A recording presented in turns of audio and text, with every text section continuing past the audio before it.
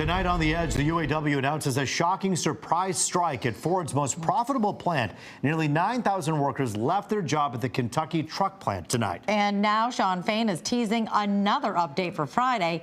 Fox News' Dave Kinchin has reaction from Ford. A statement from Ford late tonight calling the latest move by the UAW and putting 9,000 workers on strike at the Kentucky truck facility there grossly irresponsible. That's what Ford calls it. Ford defending its latest offer that the UAW apparently is not into at all. A surprise expansion of the UAW's strike against Ford, the union announcing Wednesday night nearly 9,000 workers at Ford's truck plant in Kentucky are now walking off the job as their fight for better pay and job security continues through week 4. This will bring at Ford the amount of production that they've had affected up to close to 34% of their total production. Wayne State business professor Merrick Masters says UAW leadership still has some big punches to pull and that President Shawn Fain might just announce some of those in yet another Facebook Live update scheduled for Friday morning. I think what he's trying to do is put the other two companies in a position where they can make a counteroffer between now and Friday to try and avert that. And if they don't, he's probably going to announce strikes. He's already indicated that the Arlington facility at GM was their target last week that they averted at the last minute. Meantime, it's been a struggle, mentally, financially, just trying to just make a way every day. When he's not on the picket lines with his UAW brothers and sisters at Ford Michigan Assembly in Wayne, Clint Washington is trying to get through the tough times, but at least now he has some help from his little buddy Freddie. I just picked him up yesterday. And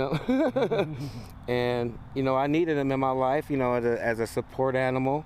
I got to figure out a way to get him registered as that, so that way he can be with me to support me during these hard times mentally. Clint is like so many picketing workers, living on just $500 a week in strike pay with no end in sight to the stalemate between the UAW and the Big Three. It's tough trying to figure out how I'm going to pay my rent, how I'm going to pay my car note, how I'm going to pay my car insurance, put groceries in my house. Ford also said this move by the UAW with the Kentucky plant is unsurprising, they say, given the union leadership's stated strategy of keeping the Detroit Three wounded for months through, quote, reputational damage and industrial chaos. That's a reference to leaked messages from a top UAW aide discussing the strategy before the strike began. Dave Kinchin, Fox 2 News.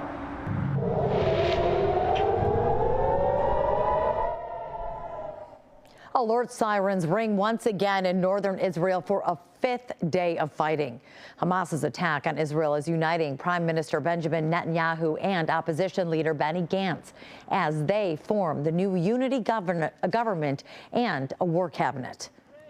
We are united, right, left, Orthodox, non-Orthodox, that we have to win this battle and obliterate Hamas. It's looking more likely that Israeli forces will be going into Gaza as they try to end the Hamas threat once and for all. President Biden promising the U.S. military aid will keep flowing as the Israeli counteroffensive ramps up. This attack was a campaign of pure cruelty, not just hate, but pure cruelty against the Jewish people. And I would argue it's the deadliest day for Jews since the Holocaust. The Hamas attack claimed the lives of 22 Americans. U.S. citizens also are among the estimated 150 hostages. The White House promising it's doing everything it can to bring them home. Meantime, for continued aid in Israel, funding needs to go through the U.S. House. And for that, Republicans need to choose a new leader. Today, they voted for Steve Scalise, but he'll still need more support before winning the role. We're working hard to get unified. We need to get unified because the world is not waiting. What do you do? We've got work to do. We're going to have to go upstairs. Scalise beat Congressman Jim Jordan 113 to 99 during today's vote. It's unclear when the House will hold its official vote. Republicans don't want their nominee to lose on the House floor and force numerous rounds of voting. And we have some breaking news of a deadly crash in Detroit right now. We're told a driver might have plummeted from the service drive onto the freeway. This is on the eastbound I-96 local lanes at Wyoming and Detroit. We're working to find out more information right now, so you'll want to avoid this area in the meantime until we bring you more details. I'm sorry for the people who lost their lives. I just can't believe it. We are learning more about the suspected at-fault driver in a deadly crash last night on the Lodge. State police say a minivan was speeding when it crashed into a red car. One passenger in that car was killed and another was critically hurt. Police suspect the minivan's driver was under the influence, but he refused all tests. He has a long history of driving offenses and had his license suspended multiple times. Also tonight, a frantic 911 call leads police to an active stabbing in Farmington Hills. Officers were put in the difficult position of stopping the attack while also trying to save a life. Fox 2's Scott Wolchek joins us live on the Edge tonight with more on the heroic action. Scott. Heroic indeed. When you see this footage, you really have to commend these officers because they have to make some split decisions. When they walk in through those doors, they know they're walking into a domestic stabbing, but they don't know what exactly is going to be happening. And when they open those doors, the attacker is right there on top of the victim, and they don't know whether he's got a knife or what. It's truly remarkable how they're able to really be able to figure out these situations. Take a look. Get over here, let me see your hands. A chaotic scene. People screaming, blood on the walls, someone on top of a victim. Where every second counts. Where did he stab that? This was at the Timber Ridge Apartments in Farmington Hills just before 2 a.m. on Friday, September 29th. Farmington Hills police were called out to a domestic stabbing and are met by the attacker's son. You okay? Yeah, my dad's trying to stab my mom. Are they still in there? Yeah. Okay. I need you guys to stay out here. The officers head through the hallway and open the door. Hey! The attacker is on top of the victim, who's already been stabbed 4 times in the chest, once in the back. The suspect was on top of the victim trying to manually push the blood out of his body by making him bleed out. Officers, guns drawn, don't know that the knife has already been dropped, but make the split decision to de-escalate. Get over here, let me see your hands, walk towards me. Please. Taking 34-year-old Curtis Leroy Washington Jr. into custody. Hold on, stay still. And start working to save the man bleeding out on the couch. I got a stab wound to the chest. He's bleeding, send medics in. They apply chest seals to stop the bleeding and prevent his lungs from collapsing. I got to put pressure on, I got to put pressure on. The officers saved the victim's life and safely stopped Washington without having to escalate. It was a low-light, chaotic, stressful situation that the officers handled with professionalism, with courage, with heroism, and I couldn't be more proud. Washington is the estranged husband of the woman in the video. He's charged with assault with intent to murder and domestic violence. Who did admit that his intent was to take someone's life that night. Washington was already on bond after another domestic incident earlier in September and not supposed to be anywhere near his wife or her apartment. The victim was a male friend of hers, a man who will recover thanks to these officers keeping calm under pressure. They were able to quickly assess that situation, not only to be able to intervene and save the victim's life, but not escalate the force that under law could be justified and take the life of the suspect. Washington being held in Oakland County Jail without bond.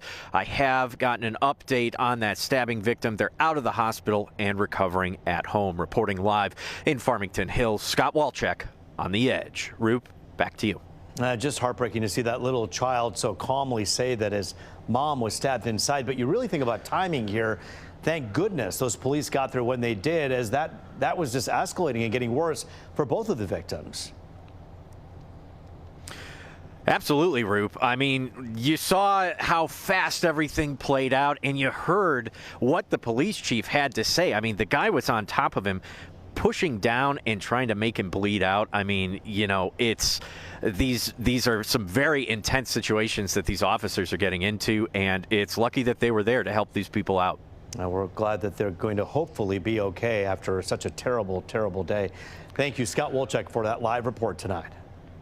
A pit bull ban in Grosse Pointe Shores was very short-lived. Yeah, City Council has already reversed the decision after just a few short weeks. Last night's 4-3 vote by council members allows residents to own pit bulls once again. Councilman Robert Barrett Jr. was the deciding vote on the ban, changing his mind from being for it to being against the ban. Reports say he reversed his decision after hearing the legislature is planning to repeal local pit bull bans.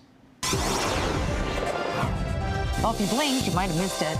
The sun made a brief appearance today, folks. You were one of the lucky people who saw it. I did. I heard It you was in the newsroom. nice, Yeah, yep. I saw the sun. Well, we might not see it again for a while, Taryn. Rich Luderman has a look at our gloomy forecast. Rich. Rup and Taryn, just a week ago, we were at 82 degrees. That was the middle of last week. Now, all of a sudden, we're in the midst of a much cooler pattern, and we're watching our next system take shape out around Chicago. These are all showers crossing northern Illinois and northern Indiana. Some of these may clip our area for late tonight and for tomorrow. So there is a shower chance for Thursday and for Friday, but certainly most of the time, the next couple of days will be rain-free. How about the daytime highs today? You can see this shading of green north of 8 Mile, cooler numbers where there was less sunshine. Look at Toledo, 67 degrees. They had sun, 64 around Hillsdale. No sun around Port Huron at 55. Take a look at the numbers. The almanac at Metro Airport, 63 and 47. It's been a while since we've been at 63 degrees. I hope you enjoyed it today because we're cooling off once again tomorrow. 42 right now Ann Arbor, 46s for Pontiac and Howe, 49 Mount Clemens. Chilly tonight up around Flint and Port Huron, numbers there in the upper 40s. The breeze is light. The flow is from the north and east, and you'll feel it tomorrow. We don't have a lot of wind in the forecast the next couple of days, but you'll feel that cooler breeze for Thursday and for Friday. Look at that, 45 for the tip of the thumb, 39 in Pellston right now, way up there in Ironwood. In the western UP, 33 degrees. Watch our next system. It just clips the region tomorrow into Friday. Then a more significant low-pressure area comes at us for Friday night and Saturday. That's going to bring a much better chance for some steadier rains. For the rest of tonight, perhaps a shower late. We're down to 47. Tomorrow, more clouds once again. Some spotty showers, especially the first half of the day. And then right there is the 7-day forecast. Steadier rains Friday night into Saturday. Remember, Michigan plays at home at noon. Could be a little wet out there. Remember, always get the latest forecast. Check it out. The Fox 2 weather app. You can download it anytime, including right now, for free in the App Store or in Google Play.